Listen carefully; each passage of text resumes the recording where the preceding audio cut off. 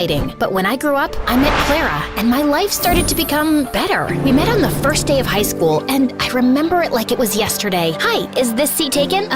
No? Great. I saw you sitting alone and thought you needed some company. Is that a choco chip muffin? I love them. You get the best muffins at this coffee house nearby, but if you eat too many, you might get gas or a sugar rush. Sorry, I'm blabbering a lot, right? Kind of.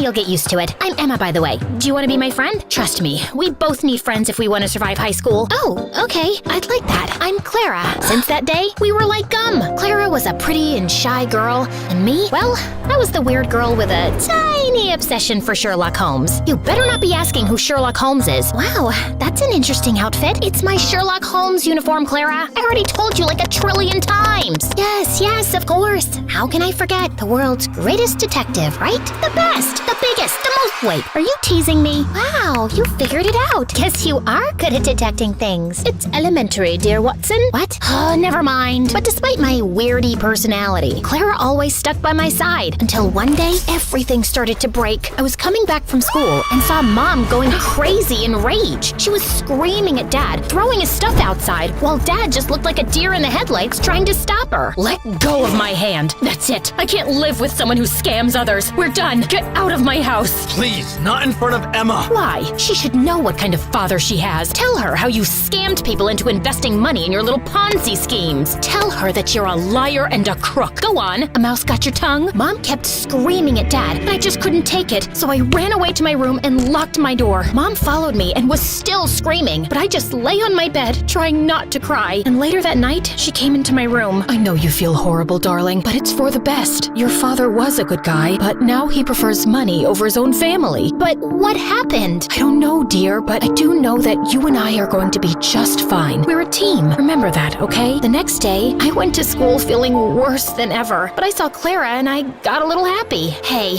I had the most awful day yesterday. Can we skip classes and talk? I really need to vent. And why do you think I have the time to listen to you whine? Excuse me? Clara started to walk away from me, but I stopped her. No, wait, I don't understand. Did I do anything wrong? We can talk about it. Oh, God, if I have to listen to you talk one more time, I will kill myself. I don't even know how your parents tolerate you. You're so childish and annoying. I can't be around you anymore. But we're best friends. And now we're not. So please don't talk to me again. Clara left, and I felt completely broken. Did she always think of me like that? I tried to talk to Clara between breaks, but she ignored me, and she did so for the rest of the week. I had no other friends, so I just spent my time in the school library reading some Sherlock Holmes. At least the books were loyal. But one day, I was walking to my next class and saw a notebook by the lockers. I opened it out of curiosity, and what I saw blew my mind. The notebook was full of pictures of Clara. Clara going to class, Clara in the gym, Clara walking to her house. What kind of creep would do something like this? I was flipping through the pages when I noticed someone familiar in one of the photographs. It was this guy from our class, Gerardo, and he was holding a camera in a mirror reflection in the photograph. I'd seen Gerardo following Clara around in school, and I always felt that there was something off about him, but Clara would never let me chase him away. And now he was taking her pictures? This guy was a freak, and I had to do something before Clara was in some serious trouble. So I went to the principal and explained everything to her. I can't accuse any student without real proof, Emma. I mean, Gerardo is the official photographer for our yearbook. He could be taking pictures of anything else. But if you feel so strongly about this, I'll tell the teachers to be on the alert, okay? But nothing ever happened. Since telling the principal blew up in my face, I fell back on the one thing that I knew would work: my awesome detective skills. I spent the entire night stalking Gerardo on social media, but it was a dead end. The only possible solution was to confront him. But the next morning when I entered school, I saw Clara walk in with Gerardo looking completely different. Her face was painted with makeup, and her hair was all red. Oh my God, Clara, what happened? Did a radioactive spider bite you or something? What happened to your hair? And what's with the makeup? Can you stop touching her, you freak, and get out of the way? I wasn't talking to you, creepy stalker. Clara, what are you doing with him? Did he torture you? Do you need my help? She doesn't need anything from you, so get lost if you have nothing to say. Clara didn't look at me, so I walked closer to her, ignoring Gerardo's protests, and pulled out the notebook. Clara, this guy is a stalker. He's been taking your pictures since God knows when. Look, he's even in one of these pictures. Can you see that tiny little reflection in the background? Clara ripped the notebook out of my hands and finally looked at me, angry. What part of I don't want to be your friend didn't you understand? I don't care about your little detective games, okay? It's not a game. This guy is creepy and weird, and my boyfriend? He's my boyfriend, okay? Now stop Stop insulting him with your dumb games and get out of my face. Clara stormed off before I could ask any questions, but Gerardo stayed, smiling at me. Thank you for finding my notebook. I was worried about losing my favorite photos of my girlfriend. Listen, I don't know how you brainwashed her, but she's not like that. I didn't do anything to her. I just offered her a quick way to earn money. What did you make her do? Why don't you ask her? He left with a victorious grin on his face, and I started to feel really worried about Clara. The next day, after the end of the school day, I was determined to save Clara any way I could, so I decided to follow Gerardo like a shadow. After a while, I saw him slipping through the school back gate and entering a scary dark alley. I hid behind a pillar and saw him wait there, and moments later, a bunch of guys came in on their motorcycles, each scarier than the next. How you feeling about tomorrow, boss? Pretty good. You have the motorcycle I asked for? Yeah, it's in Clara's house. Perfect. I taught Clara everything she needs to know about riding motorcycles, and I've told her to meet us right here tomorrow. I'm telling you, Clara's so ready for this race. She's gonna nail it. And what if she doesn't? And we train her more till she can. But don't worry, I can feel that money is ours already. Everyone started cheering in celebration, so I got out of there before they saw me. I ran until I found a bench and sat down. Clara was participating in a motorcycle race? Why? I had so many questions, but right now, the only thing on my mind was to save Clara from this dumb race. The plan was simple. I was gonna go to the dark alley after school and wait for Clara to show up,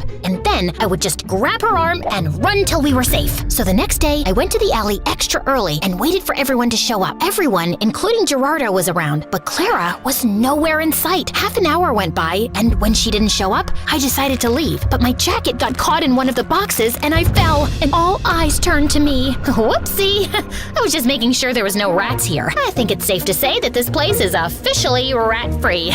Okay, bye! I turned around to run for my life when suddenly Clara popped in front of me, looking like a raging bull. I thought I asked you to stay away. I just want to help you, Clara. This is too much. I don't know what's happening with you, but I can help. How? You didn't even know your father's a scamster till your mom told you. I know you think you're some great detective and you can help everyone, but no, Emma, you can't. You have to stay away from this. Get that in your thick skull and leave me alone. I know you're saying this to hurt me, and I am hurt, I won't lie, but Clara, this is too dangerous and— Okay, enough. My head's hurting listening to your annoying voice. Lock her up. Wait! Clara tried to protest, but someone dragged me into a room nearby, took off my backpack, threw me in, and shut the door. I could hear Clara almost crying, so I pressed my ear to the door, trying to hear outside. I know she's in trouble, but you can't leave her here. You need to focus right now. We'll come back for her later, I promise. Now get on the motorcycle. You've got a race to win. I tried to scream for help, but I gave up after a while and just sat down on the floor. Ugh, how did I let this happen? I spent hours walking in circles and knocking on the door, but then I suddenly came up with an idea. I'd read in the Sherlock Holmes books how to pick locks with a hairpin, so I took the one I had in my hair and started to try it. Something clicked, and all of a sudden, the door opened. Bullseye! I knew I had it in me. Okay, now focus. I left the alley and started to run without direction, but then I heard sounds of motorcycles. I went down a stone stairway and found a giant tunnel full of motorcycles and people. And Clara! But before I get Clara out of there, I need to do something else. Hello? 911? Come to Keller Street, down the stone stairway, and hurry up. There's an illegal motorcycle street race happening. Can you provide me with your name? There's no time. Hurry up! I hung up and ran down the stairs. All the motorcycles were already lined up, and Clara was on one of them. I could see Gerardo talking to some guy, so I ran to Clara without him seeing me. Come with me. It's impossible to escape from you, right? You can roll your eyes later. Just get off this thing and come. Emma, you don't understand. I found out a week ago that my parents declared bankruptcy, and we might have to move to a homeless shelter. He's a liar. Look at that nose on his face. It's so plastic and fake. You can't trust him. His nose was really crooked. You should have seen— Wow, great story. Let's save it for another time. Now come! Just as Clara stepped down from the motorcycle, we heard police sirens outside. I pulled Clara away before Gerardo or anyone else could frame her. How? Shh, you're a suspect. If anyone asks why you're hiding behind this bush, pretend that you're from a really exotic island, you know? Maybe you're collecting a— Emma, I'm such an idiot. I've ruined everything. My grades, my life, my future, our relationship. Gerardo told me not to talk to you anymore because he wanted me all to himself. Emma, I am so sorry about everything. I just really need my friend right now. Hey, don't worry. I'm not going anywhere. You and your family can stay with us until you guys get back on your